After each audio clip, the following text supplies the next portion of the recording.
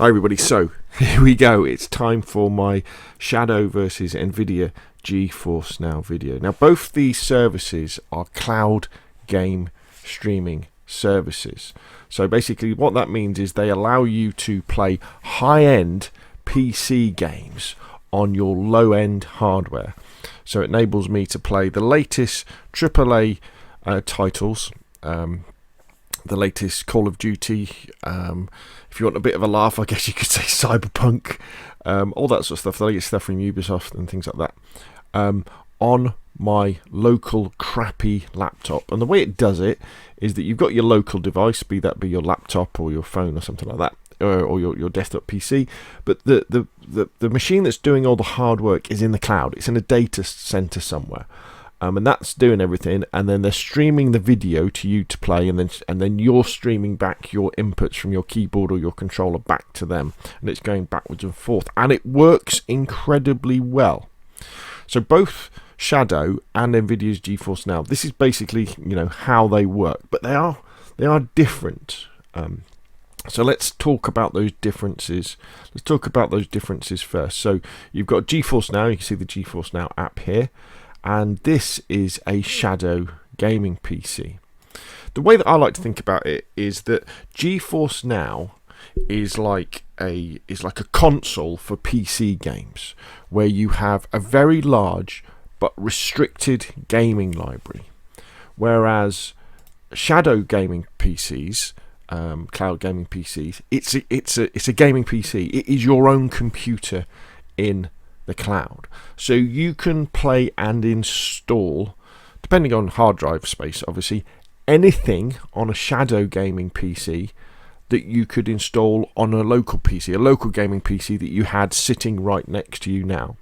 Whereas with GeForce Now, you have to choose from their selection of games, and there are hundreds and hundreds of them, but they are there. Now the other thing that is great about both of these services, GeForce Now and Shadow, is that you're not buying the games off GeForce Now or NVIDIA. You're not buying the games off Shadow, the people behind Shadow.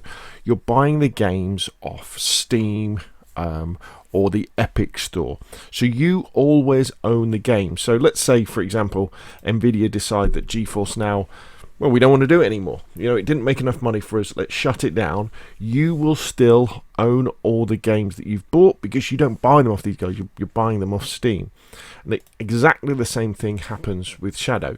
You're not buying games off Shadow. And this is very different from the likes of Google Stadia, say the Xbox streaming services or the PlayStation streaming services. If you buy games on Google Stadia and Google decide, actually this hasn't worked for us, it's not making enough money, not enough people are using it, and we shut it down, that'll be it. You'll lose access to these games. Now they might decide to give you a refund, they might not, but at least with Shadow and NVIDIA's GeForce Now, you'll own those games anyway. And if they do shut both services down, which is highly unlikely, you'll have to wait until you've got a PC that you can play those games on, but you'll still own those games. They will still be in your Steam library. They will still be in your Epic Game Store library. So let's have a quick look. So we talk about the fact that GeForce Now is like a console, so you do have many games you can play, but it is a restricted list. But it is hundreds and hundreds of games available on the likes of Steam, on the Epic Store, from Ubisoft, like that. Bethesda, funnily enough, they don't let their games go on GeForce Now. As you can see, there's hundreds and thousands probably of games, and more developers are joining GeForce Now all the time. GeForce Now has kind of got into bed a little bit with Steam as well. It's kind of their preferred streaming platform. And I think there's probably a little bit of misunderstanding on behalf of developers about how GeForce Now really benefits them. And the way that it does benefit them is it makes the fact that people who don't have gaming PCs can now buy their games. I've bought more games through Steam since I've had GeForce Now than, well, I just didn't buy games through Steam. What was the point? I couldn't play them. But now I can play them. I've bought games. Unfortunately, though, some developers maybe don't understand this or have exclusive deals with other streaming services. So PUBG would be a good example of that. So You used to be able to play PUBG on GeForce Now, but PUBG is now on Stadia, and they've pulled it from GeForce Now, which is a bit of a pain. However, the beauty of the shadow gaming PCs is that you can install Steam, and you can buy any game off Steam and play it on your shadow. The Epic launcher, the Epic store, you can go there and you can buy and play any of these games. We mentioned the fact that Bethesda isn't on GeForce Now. Well, you can just download the Bethesda launcher and play any Bethesda game. And this also includes things like mods as well. So you could download Fallout or Skyrim and then install all the mods. You can don't get me wrong though, you can have mods on GeForce Now. For things like Fallout, for things like DayZ. They do have mod support, so I don't think you can't do that. Again, for Shadow, you could download the Ubisoft launcher. You could even subscribe to Xbox Game Pass, and that would then give you access to hundreds of. You could play like Microsoft Flight Simulator. Games like Escape from Tarkov, which aren't on any of the launchers, you can buy and you can download and put it on your local Shadow, on your cloud Shadow gaming PC, and you can play that. And that's the real big difference between the two platforms. The fact that GeForce Now, you have to use their list of games, where with Shadow you can install basically anything, and it doesn't have to be games, applications as well. You can install and you can run them as well. So they're the kind of two choices. So you've got to kind of ask yourself: are the PC games that you want to play, are they on GeForce Now? And if they're not, are you willing to pay the price difference that exists for a Shadow PC? But again, we'll go into that in a little bit of time. So prices.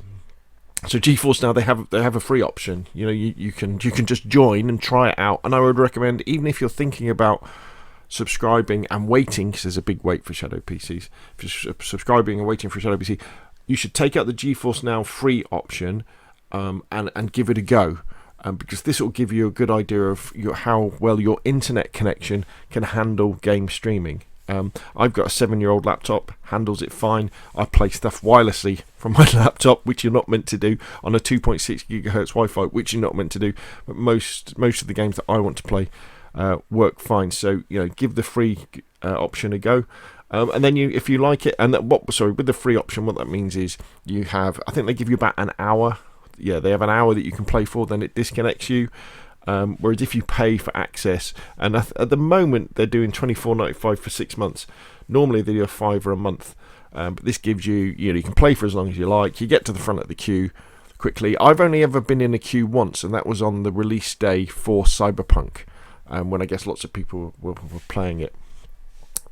So it is a very cheap option to try out cloud gaming and see it's something you want to get into. Shadow, however, for example, is much more expensive. You're looking for a Shadow Boost, which is the base level one, which I've got, is $12.99 a month, and that only gives you 256 gigabytes of hard drive space. It is SSD, that's how it starts off on your Shadow PC, which isn't that much. So you've got to pay another $2.99 for another 256 gigabytes of hard drive space. So for about £16 a month, you get your Shadow Boost gaming PC, and you get 500 gigs of hard drive space, which isn't that much, because some games are very, very large. However, because your gaming PC is in the cloud, your internet speed for downloading and installing games is very, very quick. So you can download a 100 gigabyte game in sort of 10-15 minutes and install it. So it's not that much of a case. However, with GeForce Now, you just click play and then give it like 30 seconds, and then the game's ready to run. Also, there's the fact that with GeForce Now, you don't have to worry about updating the game, downloading the latest version, or anything like that, because it's all done in the cloud. Because you haven't got your own GeForce Now computer in the cloud. What happens is every time you fire it up, it downloads your details from Steam or whichever platform you bought the game on. So you've got your saved games and all your settings and everything like that, and then it fires up an instance of that game, and then you play it. Whereas with Shadow, when you fire up your Shadow, and you fire up Steam or Battle.net or whatever, it then starts downloading the updates and applying them to your game. So you do have those things to think about. Things like graphics drivers and things like that will be updated, just like they would on your local PC. So when you restart Windows, that's when it goes, right, I've got to install an update, and then it will do that update. And there's nothing to say that won't happen in the middle of a game as well. Say, depending on the settings you've got, say with Steam, you could be playing a game of DayZ, and then in the background, Steam starts downloading, an update for PUBG. You can alter those settings, obviously, so it doesn't do that, but it is worth bearing that in mind, and thinking about that it does give you those extra kind of complications as well. But with the complications comes the freedom of the fact that it is your PC. So it is a lot more expensive, Shadow cloud computers versus GeForce Now. Tech specs, well, with the Shadow boost, you're getting a GTX 1080. Your processor gives you 3.4 gigahertz, and you start off with 12 gigabytes of RAM. And as I say, you've got that 256 gigabytes of SSD, and then you can pay more. I think it's about $2.99, I think, for every extra 256 gigabytes to do. With NVIDIA's GeForce Now, they don't really go into that much details. However, apparently they use Intel Xenon main processors, and they use NVIDIA Tesla graphics cards in these server racks, which give you very similar performance. When I've played GeForce Now and I've played on the Shadow PC, I've been very impressed with both, how they handle it. And the way that I often play games on GeForce Now and Shadow is I have a HDMI lead that runs from my laptop to my telly. So if I'm playing a game that uses controller, I just relax and I play it just like I would play it on a console game. Whereas, say, if I'm playing something like Iron Harvest or an RTS, I'll play it, on the keyboard and mouse on my laptop. So performance-wise, they're both very, very good. Now, they both do need a good, stable internet connection. And what that means, if someone in your household all of a sudden starts watching Netflix, or a few people start watching Netflix, and your bandwidth drops, then this will affect your gameplay experience. So do bear that in mind. I mean, we have very poor internet where I am. We don't have fibre to the house, so I've been very surprised by how well both services do work over the crap internet. And because for some reason my laptop has this strange fault where it can't stay connected to a LAN for more than 10 minutes before it the driver just disables itself, I have to use Wi-Fi, and I've been very surprised how well they work over Wi-Fi. However, what I do think is that both services, GeForce Now and Shadow, the strengths lie towards single player games. So things like with a campaign, or RTSs. So things like Sniper Elite, the campaign of a Call of Duty, say something like an Assassin's Creed game, something like a Fallout. RTSs like Iron Harvest, Company of Heroes, things like that, where you don't need Twitch skills. Whereas what I think they don't particularly excel at are Twitch shooters or driving games, fast driving games. That is where you need split-second reactions, and that little bit of lag that undoubtedly does get introduced with cloud game streaming can make a big difference. So when you're playing Call of Duty, for example, it is noticeable that there's a little bit of lag. Now, when you're just running around normally, it doesn't really affect it. But when you're in those intense firefights where you're moving your thumbs really quick on your controller, or you're moving your mouse really quick, you do notice it when compared to playing normally. And the same with driving games as well. It's okay when you're cruising around slowly, say when you're driving a car in DayZ, or playing a game like Mud Runner, or driving a car in a single player game. But when you're playing a fast racing game and you're against competition, you do notice that delay, and it can be quite frustrating. Now, I do have a bit of a theory that with a bit of practice and a good internet connection, probably a better one than I got, I think you could probably train your muscle responses, your muscle memory, to be able to deal with that lag. But I think you would probably always be on the more casual side of it.